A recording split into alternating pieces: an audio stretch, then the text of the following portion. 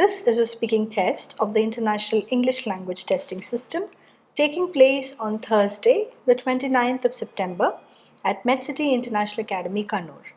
The candidate is Roshni Radhakrishnan and the candidate number is 3692.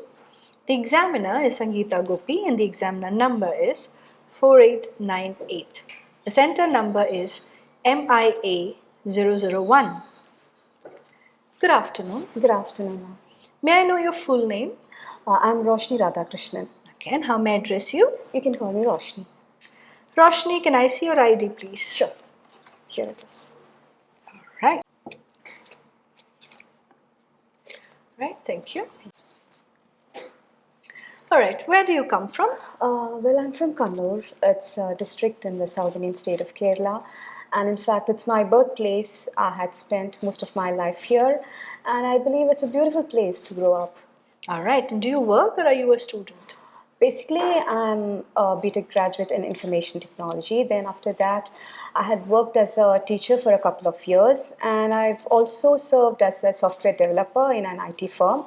Then I had to quit my job to devote more time for my family. Alright. I'm going to ask you questions about where you live. Okay. Do you live in a house or an apartment? As of now, I live in a house, and during my childhood also, I have been living in a house. But in between, while I was abroad post-marriage, I was living in an apartment. And then comparing these both, I guess living in a house is far better. Alright, moving on to sport. Okay. Did you learn to play any sport as a child? Well, I haven't received any formal training as such, but back in my school, every week we used to have 2 hours for sports, during which we were introduced to different sports like volleyball, basketball, and so on. So, yes, I have a fair idea of all these, that's it. Do you think all children should do sports at school? I guess it is important, especially these days. Kids spend a lot of time in front of television or they sit in front of mobile phones. So engaging in any kind of sport is really good for their physical and mental health, I believe. And which sports do you enjoy watching or playing? To be honest, I'm not a sports kind of person. So I really don't like watching or playing any kind of sport. But back during my school days, I was quite interested in cricket because my brothers used to watch a lot of cricket. So I used to accompany them in watching the same. Alright, are there any sports you would like to try in the future? I'm afraid there aren't any because sports is something which is of minimal interest to me. But maybe, I don't know, regarding arts, I might try hands-on in future, but sports, I don't see a chance at all. Right. Moving on to questions about evenings. Okay. What do you usually do in the evening? Well, there isn't a specific routine as such as to what I do during evenings. Most of the times as I work, I will be in that transit from workplace to home, and if I happen to reach home early, that extra time I get, I make use of it to make phone calls to my old friends or relatives. Other than that, as soon as I reach home, I get into my usual routine of having food, taking bath, and then being with my kids. Alright, and do you spend your evenings in the same way on weekends as you do on weekdays? Definitely no. Because during weekdays, as I'm working, like it's almost the same monotonous. But during weekends, I try and see that I do something productive and creative. I usually take out my kids somewhere and I spend more time with my family. How did you spend your evenings when you were younger? I don't have a clear idea of that. But one thing that I'm sure is that, like, unlike the kids these days, I was not glued in front of the television or I didn't spend time in front of mobile phones. Mostly, I used to be engaged in outdoor activities, either doing cycling or playing with friends in the neighborhood. I used to be more engaged in outdoor activities, I must say. Alright. Is there anything you don't like to do in the evening? I would not sleep during evening, I must say, because if I sleep in the evening and then when I wake up, I really turn out to be cranky. So, and not only that, I think it can also affect my sleep at night and it can affect my performance on the next day as well. So I see to it that I won't sleep during evenings. Great. So moving on to computer and tablets. Okay. Medcity IELTS app, a complete learning solution. IELTS listening, reading, writing and speaking module lessons with grammar classes and free practice materials. Get over 50 hours of video lessons. Download Medcity IELTS app now. Available on Android and iOS platforms. What do you most often use, a computer or a tablet? Well, I must say that I use neither of these days because I don't have a need to use these. Most of my day-to-day activities I carry out on my mobile phone, so I don't use them, I must say. So can you remember when you first started using a computer or a tablet? The first time I used a computer was during my school days. I guess it must be during my third grade or fourth grade. It was the first time computer was introduced as a subject in our curriculum, and I still remember the first day we all were taken to the computer lab and the excitement we had. First time seeing the computer screen and the keyboard. The excitement and joy we all had no boundaries. Do you sometimes find computers or tablets difficult to use? I never felt so because right from school days I've been using computers, and moreover I am a BTech graduate in information technology, so have been completely in touch with computers, so I never found it as a difficulty in using them. How would your life be different if there were no computers? I wouldn't have done my course if computers weren't there. But other than that, as of now, like from here on, if there are no computers, I think it's not going to make much a difference because I don't use computer these days. So I don't think there's going to be a great change or a difference. All right, so Roshni, we'll now move on to our second part of speaking. Okay, ma'am. I'm going to give you a task card and you have Okay. 1 minute to prepare. Okay. This is your paper. Okay. And this is your pencil. You can make notes if you wish to do so. At the end of your preparation time, I'll ask you to stop and then you have to speak on the topic for around 2 minutes. Okay. All right? Okay. Okay, so your preparation time starts now.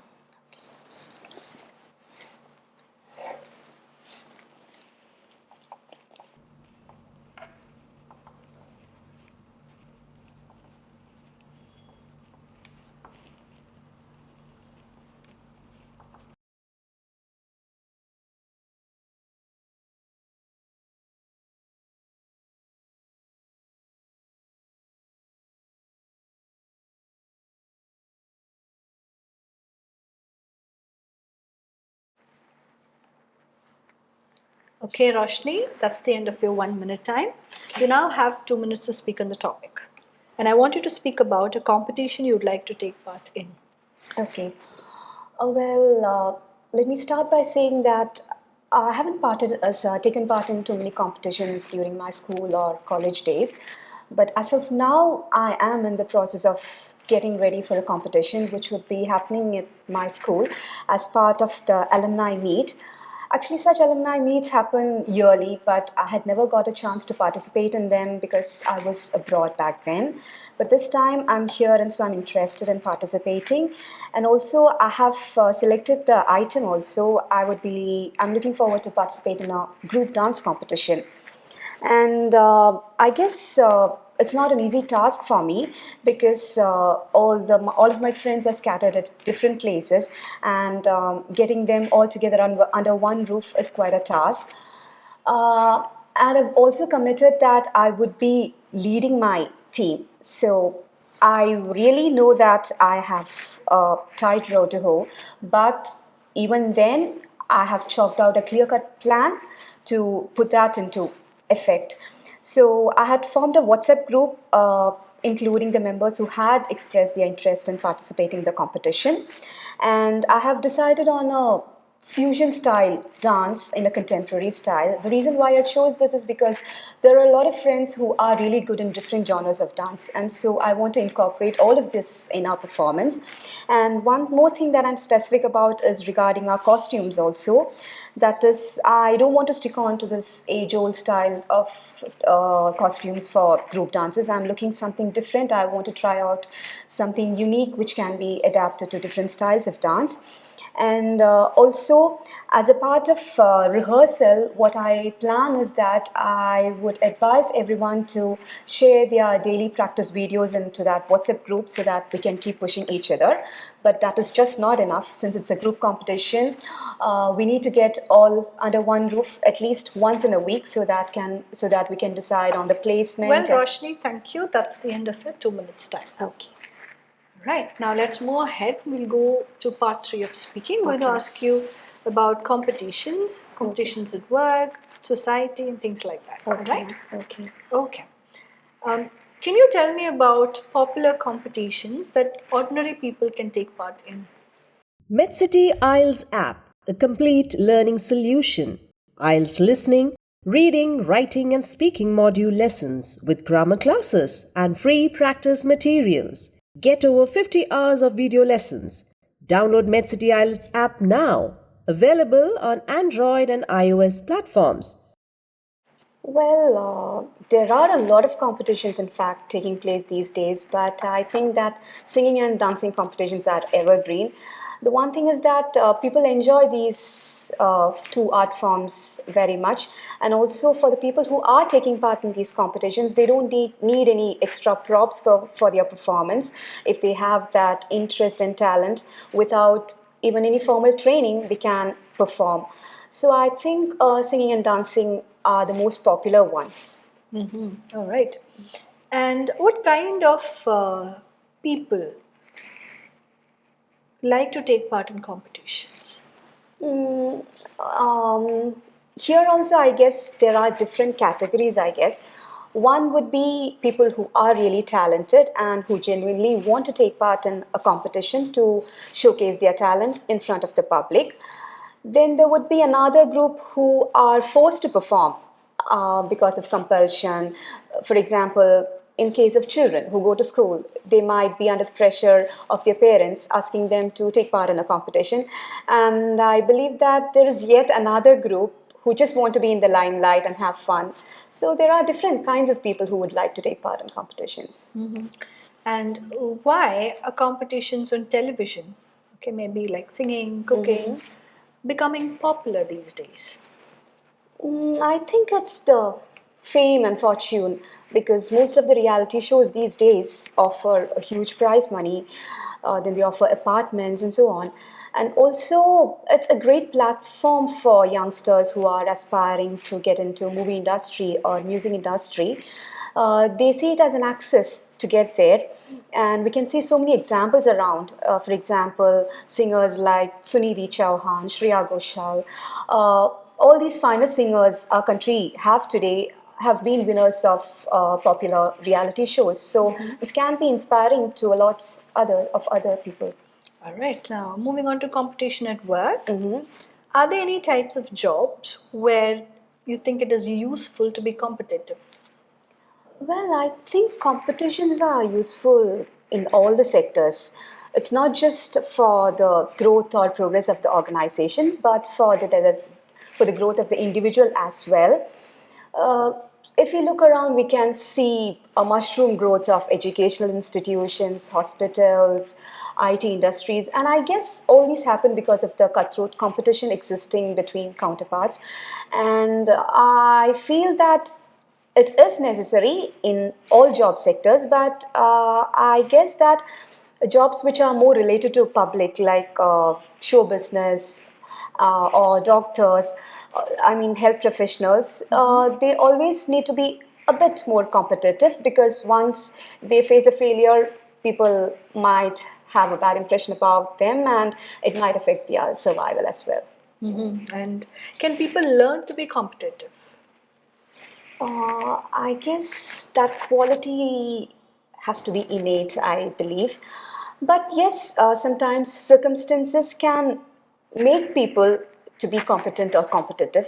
But learning as such, I don't think that is possible. So you think it's innate? It can be innate, but sometimes circumstances, like when people are under pressure and they have no other go other than competing, they just take that move and go ahead.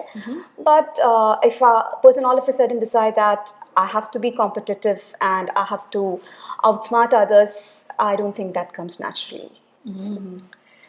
If I say it is always a good idea to encourage competition at work, would you agree or disagree? I think to an extent, competition is fine. Healthy competitions must be there because only then the organization can grow. But at the same time, I feel that these kind of competitions, if they cross the limit, then it can create resentment among the employees, and then I think the whole idea might turn out to be counterproductive. Okay. Why do some parents not allow their young children to take part in competitive activities nowadays? I guess most of the parents are encouraging these days, but yes, there are a few. And I guess that might be because they are not in a position to give them the necessary support which is needed for a competition, or else they might they might want their kids to focus more into academics, or else they always want their kids always under their wings. I don't know what the exact reason is. All right, and do you think people should continue competing even if they become unsuccessful? Definitely, yes, because failures are the stepping stone to success. So, Well, thank you, Roshni. That's the end of your speaking time. okay, thank you. For more such exciting videos, download Medcity IELTS app.